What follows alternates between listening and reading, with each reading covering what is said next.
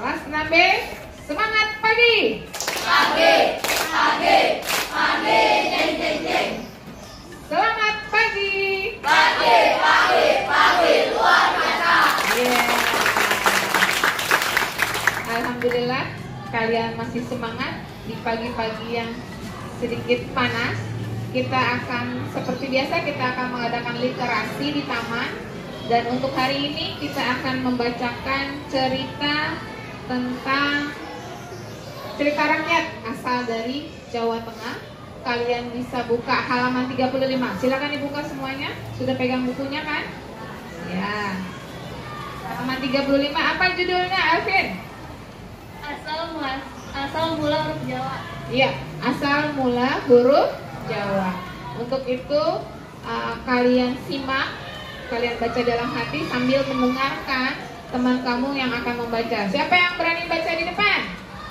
Tunjuk tangan. Oh, banyak. Tapi kita batasi 2 orang aja ya, yaitu Zera dan Merina. Untuk pertama kali kita kasih ke Zera dulu untuk baca. Silakan Zera baca ceritanya di depan yang kencang ya.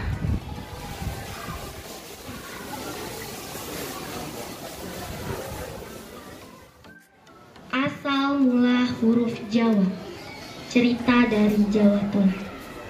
Hampir 2000 tahun yang lalu, di Jawa ada sebuah kerajaan bernama Mendang Kamulan. Kerajaan itu diperintah oleh Prabu Dewata Cengkar, seorang raja yang amat lalim. Yang sangat mengerikan ialah bahwa Prabu Dewata Cengkar suka memakan daging manusia. Setiap hari, Patih Perdana Menteri Mendang Kamulan harus menyediakan seorang manusia untuk menjadi santapan sang Prabu. Rakyat Mendang Kamulan sangat menderita. Kehidupan mereka memang masih terbelakang. Mereka belum mengenal ilmu pengetahuan, bahkan mereka belum mengenal huruf. Tersebutlah seorang pengembara dari negeri seberang bernama Aji Saka. Ia datang ke Pulau Jawa bermaksud menyebarkan pengetahuan. Berita mengenai kelaliman Prabu Dewata Cengkar telah sampai pula ke negeri seberang.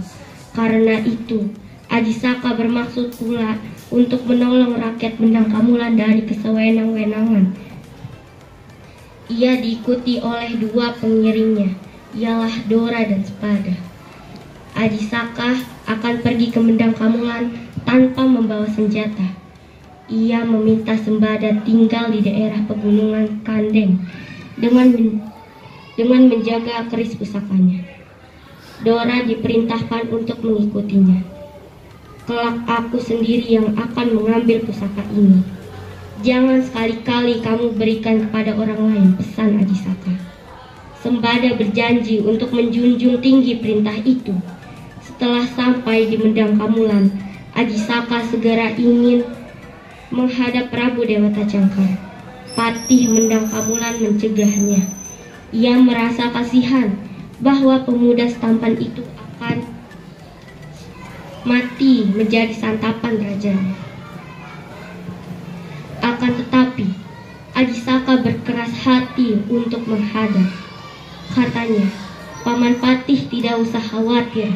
Mudah-mudahan Tuhan yang Maha Agung melindungi kita semua. Lagi pula, bukankah sampai sesiang ini Paman belum menyajikan seseorang kepada Baginda? Aji Saka dibawa menghadap Prabu Dewata Cengkar. Melihat seorang pemuda yang berbadan kekar, sang Prabu sangat bergembira. Segera sang Prabu turun dari singgasannya dan mendekati Aji Saka. Ketika Prabu Dewata Cengkar akan mengangkat tubuhnya, Aji Saka berkata, "Sebelum Baginda menyantap hamba, perkenankan hamba mengajukan sebuah permintaan. Katakan apa yang kamu minta," sahut sang Prabu dengan tidak sabar. Kemudian sambil menoleh ke arah Patih, sang Prabu berkata, "Kamu akan mendapat hadiah Paman Patih. Sudah lama aku tidak menyantap manusia semudah ini. Akhir-akhir ini hanya orang-orang tua yang kamu sajikan. Dagingnya sudah tidak enak lagi. Hamba mohon diberi sejengkal tanah," kata Aji Saka.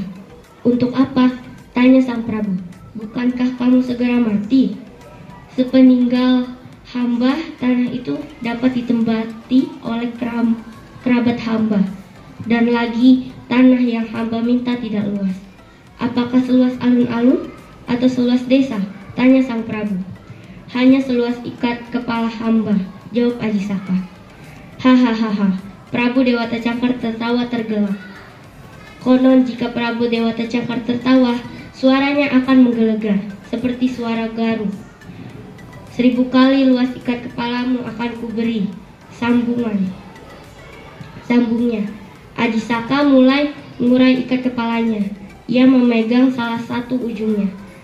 Ujung yang lain dipegang oleh Prabu Dewata Cangkar. Sang Prabu mundur selangkah untuk membentangkan ikat kepala itu. Terjadilah suatu keajaiban. Ikat kepala Ajisaka ternyata dapat membentang dan membentang. Makin lama makin luas. Alun-alun kerajaan Mendangkamulan tertutup oleh ikat kepala itu. Ketika Prabu Dewata Cangkar sudah mundur sampai di tepi pantai selatan, Ajisaka mengibaskan ikat kepalanya. Maka terjeburlah sang Prabu ke laut selatan dan menjelma menjadi seekor buaya putih. Iya, gantian. Mairina, silakan maju ke depan. Lanjutkan ya.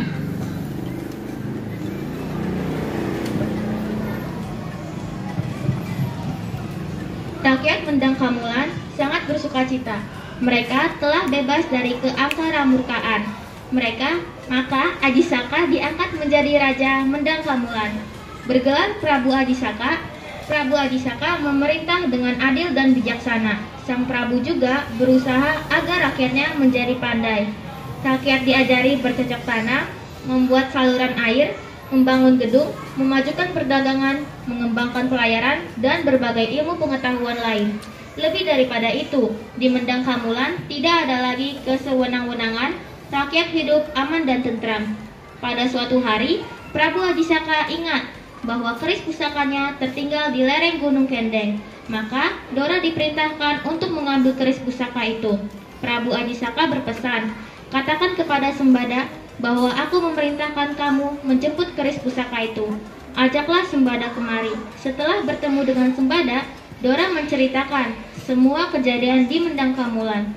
Kemudian, ia menyampaikan perintah Prabu Ajisaka. Ia harus menjemput keris pusaka dan mengajak Sembada menghadap ke Mendangkamulan. Sembada tidak bersedia menyerahkan keris pusaka itu.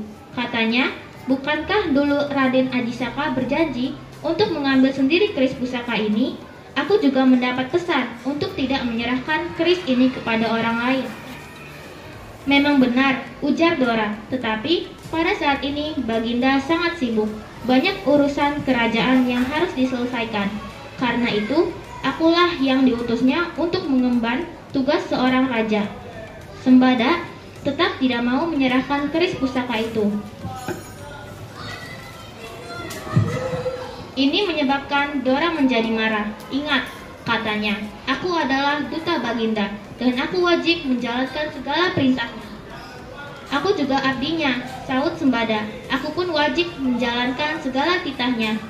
Pertengkaran itu kemudian berkembang menjadi perkelahian. Bahkan akhirnya Dora maupun Sembada menggunakan senjata masing-masing.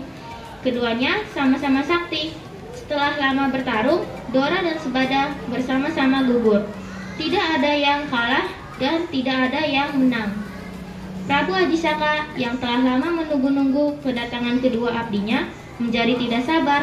Dengan pengiring secukupnya, Prabu Ajisaka menyusul ke lereng pegunungan Kendeng. Menyaksikan kedua abdinya yang setia bersama-sama tewas, Prabu Ajisaka sangat sedih. Sang Prabu menyadari bahwa baik Dora maupun Sembada telah menuaikan tugas dengan sebaik-baiknya. Dora benar karena melaksanakan perintah raja. Sebaliknya Sembada juga tidak salah karena menjunjung tinggi pesannya. Prabu Ajisaka sendiri yang bersalah. Untuk mengenang dan menghargai jasa kedua abdinya itu, Prabu Ajisaka mengubah sebuah sajak. Sajak itu dimaksudkan untuk mengenang kedua abdinya yang gugur dalam mengemban tugas. Beginilah bunyi sajak itu. Hana Caraka, Data Sawala, pada jayanya Maga Bathangga, yang terjemahan harfiahnya kurang lebih ada utusan, mereka bertengkar, sama-sama sakti, semua menjadi mayat. Jika terjemahkan secara bebas, sajak itu mengandung arti kurang lebih sebagai berikut. Tersebutlah dua orang utusan, Dora dan Subada.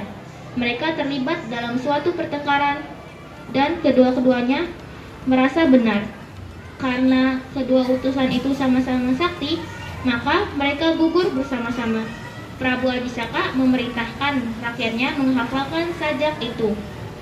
Dengan demikian, kesetiaan Dora dan Subada kepada tugas yang akan selalu dikenang. Demikian pula diharapkan agar rakyat Mendang Kamulan dan segenap keturunannya tidak akan mengulangi kesalahan yang sama. Untuk setiap suku kata pada sajak itu dibuatkan suatu tanda khusus. Ini kelak menjadi urut-urutan huruf yang kemudian dikenal sebagai huruf Jawa. Sampai saat ini, orang Jawa masih mempergunakan huruf itu. Sudah selesai? Sudah selesai? Iya, alhamdulillah. Beri tepuk tangan buat teman-teman kamu yang tadi sudah baca. Kita ulang ya, sebelum kita ceritakan kembali, kita ulang. Judul apa? Judulnya apa?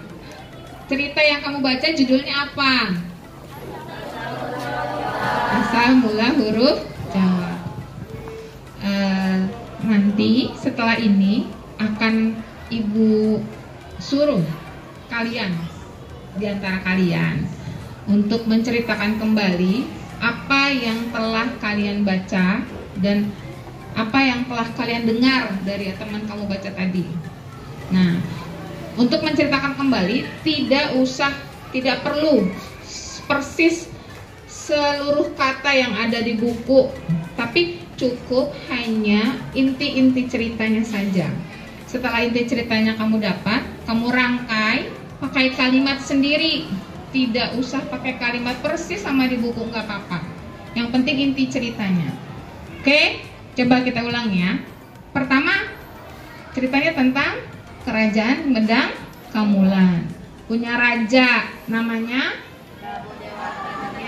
Prabu Dewata Cengkar. Lalu datanglah pemuda namanya Ajisaka.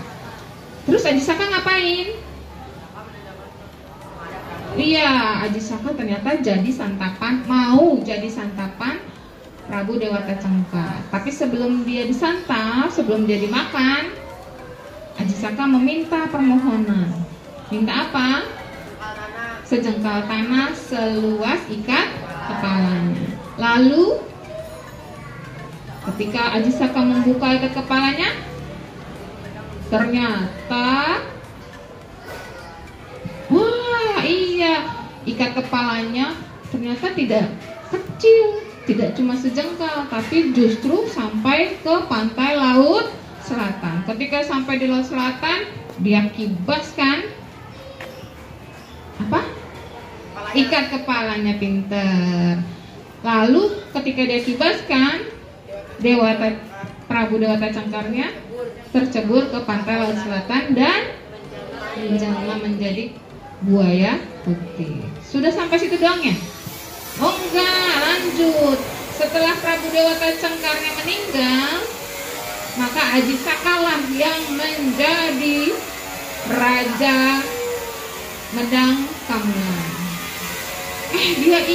Ajisaka ingat ada keris yang dia titipkan kepada pengabdinya. Siapa ya pengabdinya? Iya betul, Sembada. Tapi Ajisaka tidak mau mengambil sendiri. Dia mengutus, meminta tolong Dora untuk mengambil kerisnya di Sembada. Setelah itu dikasih nggak? Enggak. Sembada tidak mau memberikannya. Kenapa Sembada tidak mau memberikan keris tersebut?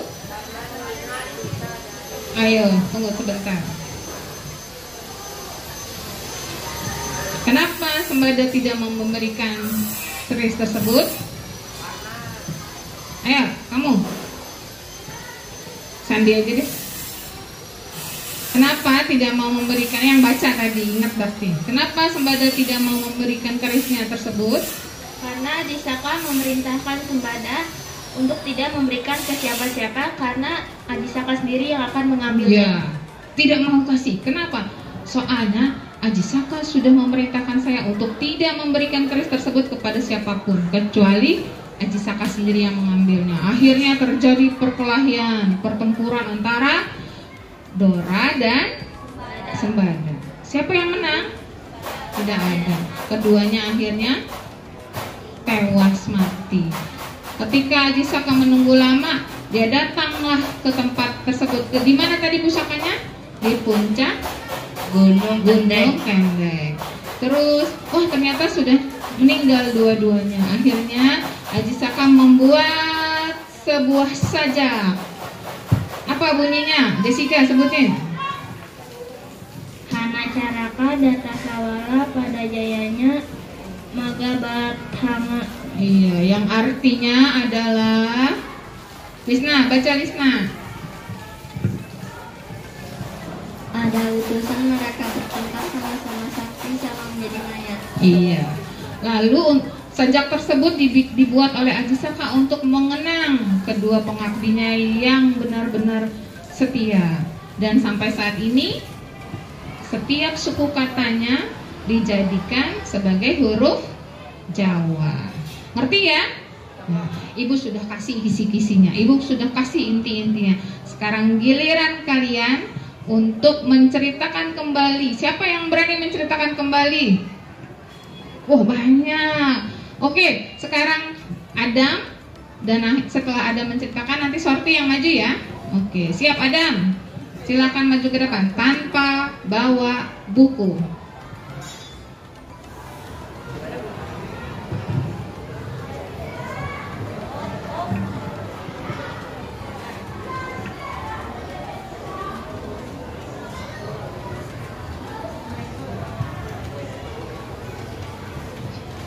Assalamualaikum warahmatullahi wabarakatuh.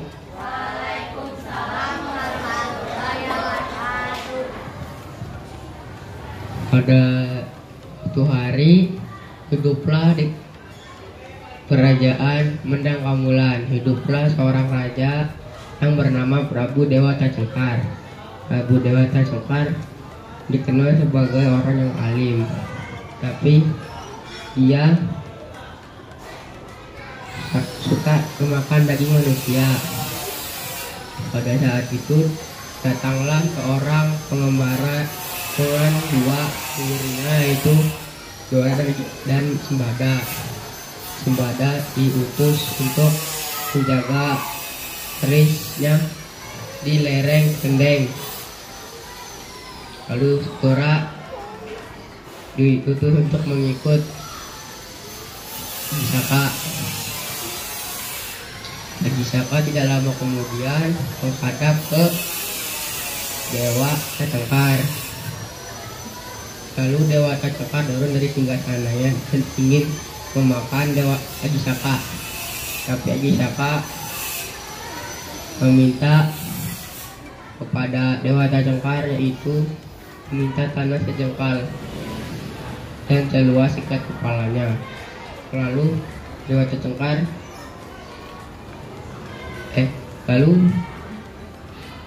Adisaka mulai melepas ikat kepalanya dan ujungnya dipegang oleh Dewata Cengkar. Lalu setelah Dewata Cengkar mundur satu langkah, terjadilah keajaiban, yaitu di mana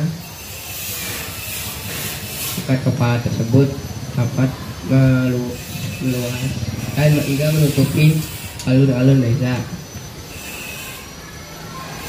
Pada akhirnya sampailah di pantai selatan.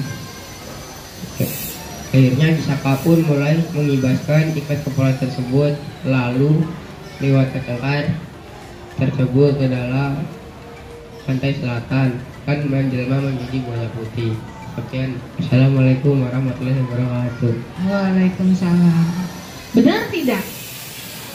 Benar tidak? Belum selesai ceritanya. Ada lupa ceritanya? Sudah selesai belum? Belum. Masih ingat cerita lanjutannya? Oh lupa katanya. Siapa yang mau lanjutin? Jaki silakan. Ya.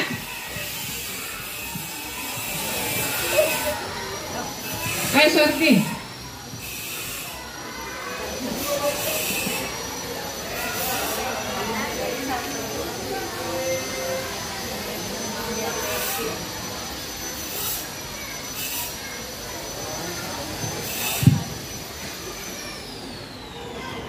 Setelah Prabu Aji Saka menjelma menjadi buaya putih, lalu diangkatlah Aji Saka menjadi raja di kerajaan Mendang Kamulan.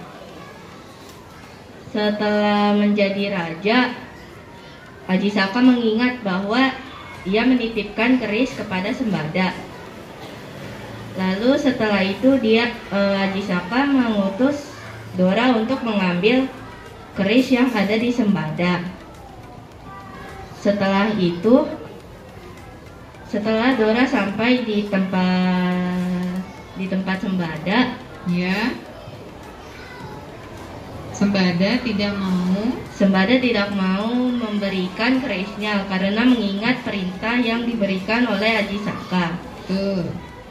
Setelah itu Aji Saka tidak memberi kerisnya dan terjadilah perkelahian antara mereka berdua. Perkelahian itu tidak ada yang menang dan tidak ada yang kalah. Keduanya sama-sama gugur di Gunung Kendeng. Iya. Setelah Aji Saka lama menunggu, Aji Saka pun menyusul Dora di Gunung Kendeng. Setelah sesampainya di Gunung Kendeng, Aji Saka melihat bahwa kedua pengiringnya telah gugur.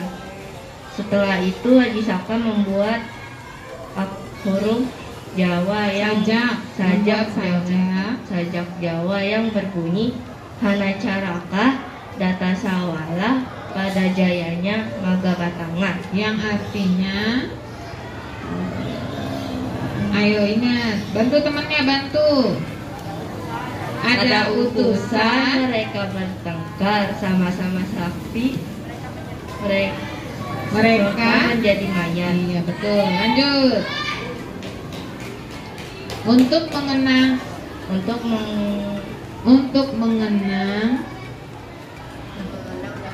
Dora dan Sembada, Aji Saka menyuruh rakyatnya untuk menghafalkan sajak tersebut, dan sampai saat ini sajak tersebut dijadikan huruf Jawa. Iya, alhamdulillah. Beri tepuk tangan untuk Adam dan Sorti. Dengar ya, semua benar.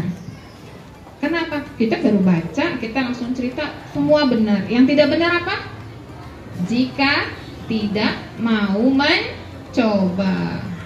Nggak apa-apa buat ibu, salah-salah dikit nggak masalah. Yang penting kamu sudah ingat intinya.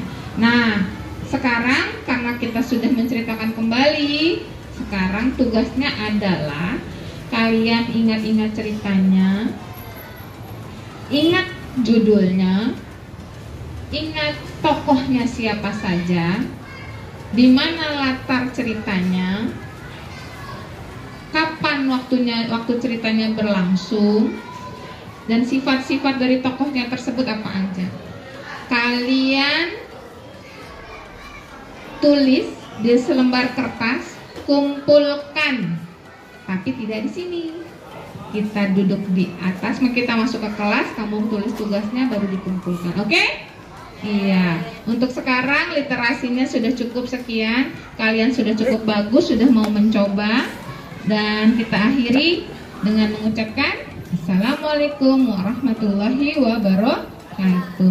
Rijai sama Noval silakan kumpulin ya.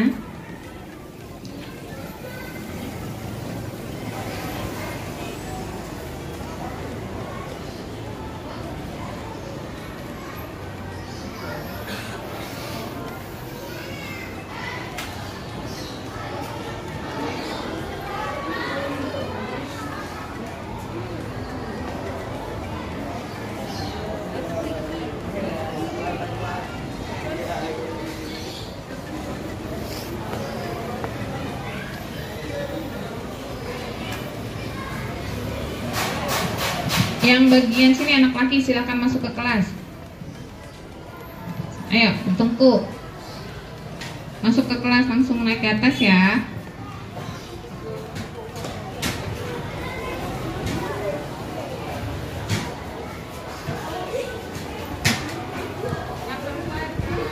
Yang perempuan.